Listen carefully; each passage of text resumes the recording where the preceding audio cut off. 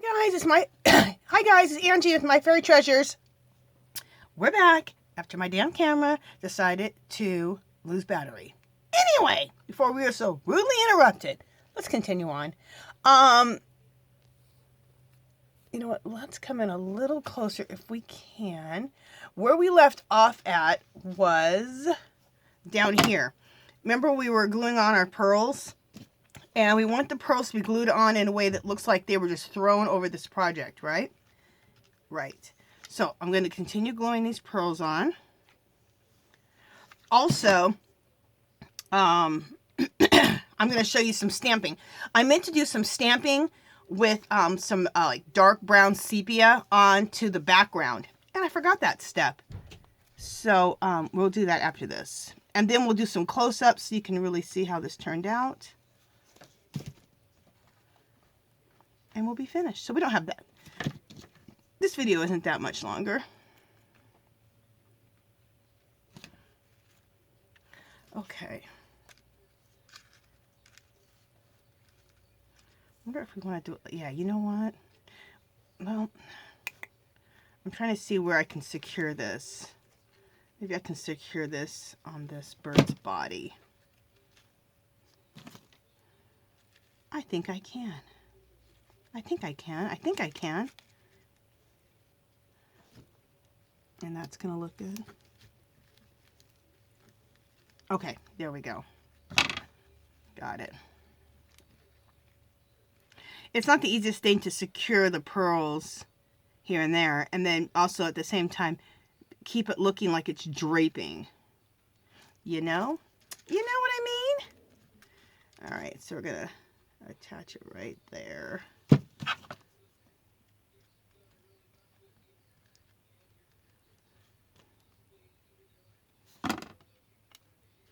Oh, have all these little hot glue, little strings everywhere.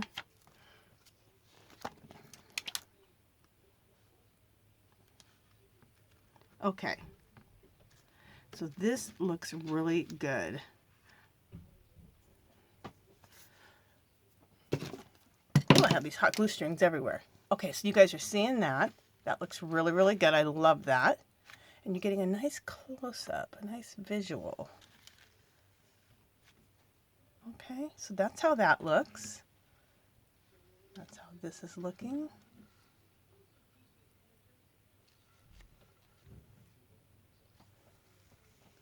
And that's how I was trying to give you guys a close-up. Okay, so now we're going to come back out. Come all the way back out.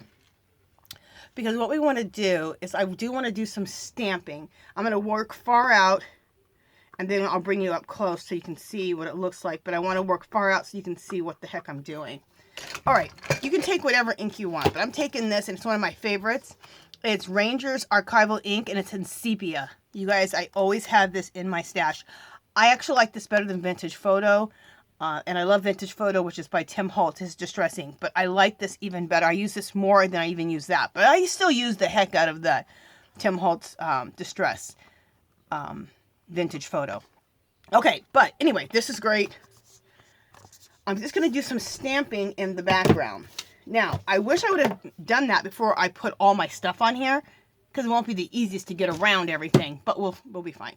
So I want to take this script stamp, of course, I always use this, and I want to go right over this, but I want it to barely show, like it's kind of faded. I don't want it to look like I stamped it there.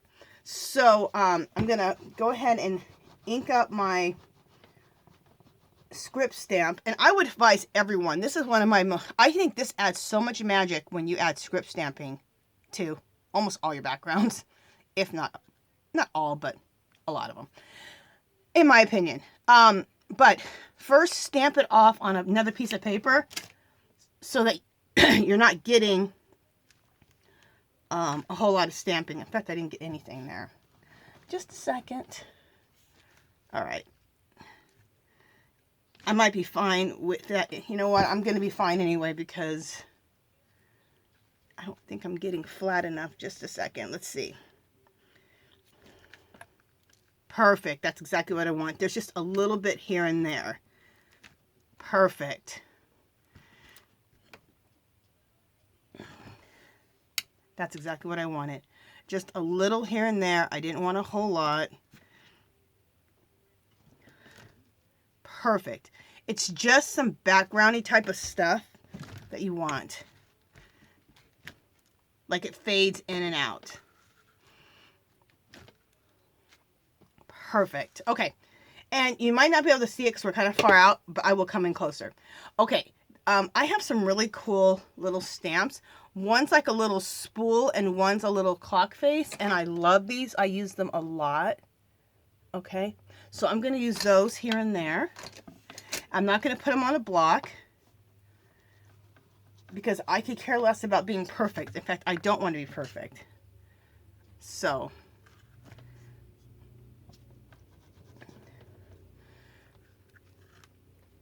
you want the opposite of most of the time what people are saying, how they want it perfectly stamped, and you don't want it perfect.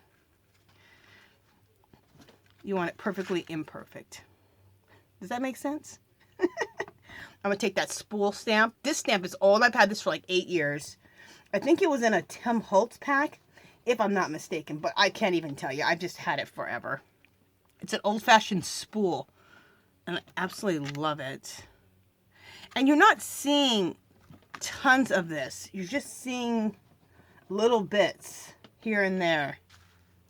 Because this whole thing looks very old world, old door. It looks like it's been worn and aged through time. And that's what you're trying to do. So nothing needs to like totally show up. Here on this top, I'm just going to do half the stamp. Okay.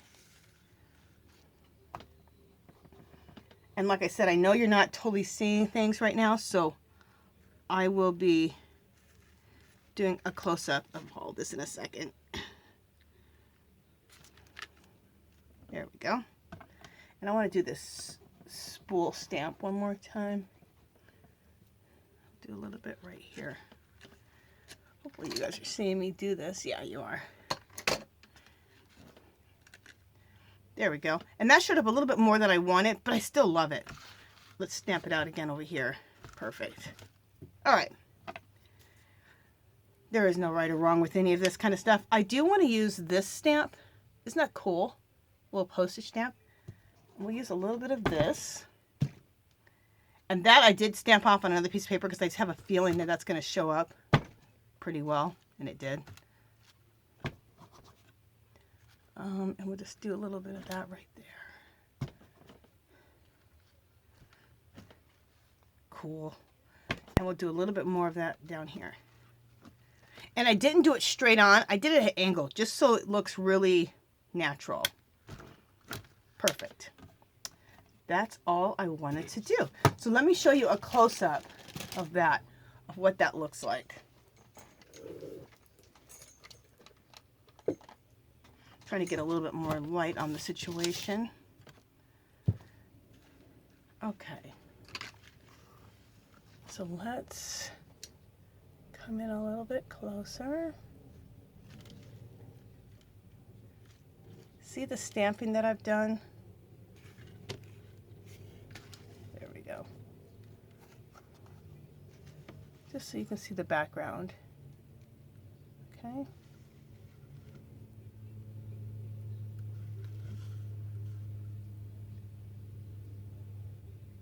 See that stamping right there?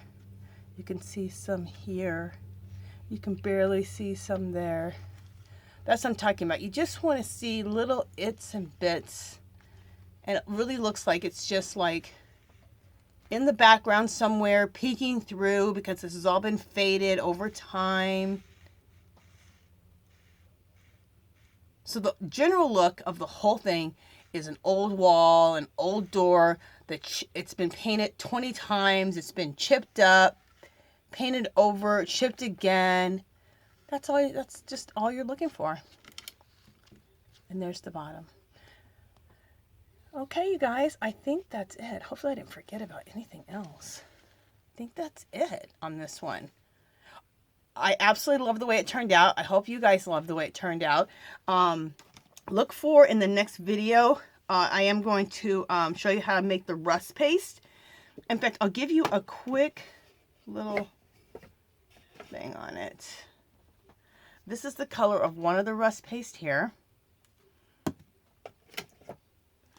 This is another color. It's a dark, dark brown. This is like a sagey light green. This is a dark, dark brown.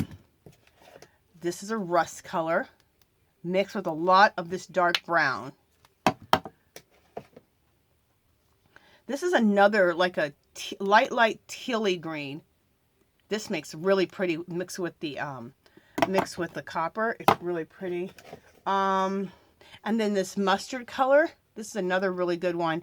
And then I'm going to also get out a dark blue. I just discovered another good one, which is this with a dark blue. It looks so cool. It looks like an old rusted train or something. I saw it on one of the YouTube videos. They did a wall like that, and it looks so cool. So I'm going to get a dark, dark navy blue, and I want to do that look too. So, of rust. So I'll show you how I made this texture, how I made the, the rust paste. And I made it very textural. I'll show you how I did that. And then we will rust some pieces. And that'll be the next video. And then I have another video where I want to show you guys. I'll give you a little sneak peek since we have time on this video. I'm always working 20 million projects at a time, you guys. I'm working on, and this is nothing new, but I've seen people do these collage dolls. And these are going to be focal points in some art journal pages. And I've always wanted to do these dolls. I'll show you this one first. I've always wanted to do these collage dolls. Look how cool these are. Isn't she fun? And I go like this so you can see her. I love it. Now she's kind of big, so what I'm going to do is I'm going to go to my print store. I'm going to have her printed on an 8.5 by 11 sheet paper or cardstock. Come home, put her on my printer, and then print her off 5 by 7. So I have a couple of different sizes to play with when it comes to putting her in my art journal. And then here's another girl. She's really long. She's kind of too long. And there's her. I put her 2 little skinny legs in 1 boot. I got that idea from Diane Reevely. I saw her do that. And this is how Diane Reevely, how she comes up with her funky girls. She does a collage of it, and then she draws them and makes them into stamps. But she also takes these and puts them in her art journals also. So, anyway, look forward to making these, putting them into art journal pages, learning how to make the rust paste, so you can rust anything you want, like I did with the keys and all this other stuff. And that is it for now, you guys. Oh, one other quick thing. If you have not joined, I have a group called Our Magical Little Place. And no matter what art you're into, if you're into mixed media, knitting, sewing, bookmaking, junk journaling, whatever you're into, you can come there and share your art. You can also share, if you have a video that you want to share with us, you can share a link to your video. If you're selling your work, you can let us know, hey, you're selling your work. So it's just a really good little group. Everyone's very nice. Come there and do that. There's a link below. Also, if you haven't subscribed to my channel, I'd love for you to do so. If you can give this video a thumbs up. If you don't have a time to make a comment, if you could just hit that thumbs up button, you guys, that would really, really help. And then leave a comment, Kyle. Oh, leave a comment and let me know if you're going to try this. Try this Finnabar style art. I really like to call it salvaged art because you're taking all these pieces and putting them all together in one. Let me know if you're going to try some of this salvaged art, Finnabar style. And I think that is it. Oh yeah, also come visit me on Facebook, Instagram. And I also have a link. I'm going to put a link now for Pinterest because I do have Pinterest boards. So I want you to come look at this. If you want, come join me there too. All right, you guys, that's it. I'll let you go. I'll talk to you guys in the next one. Bye.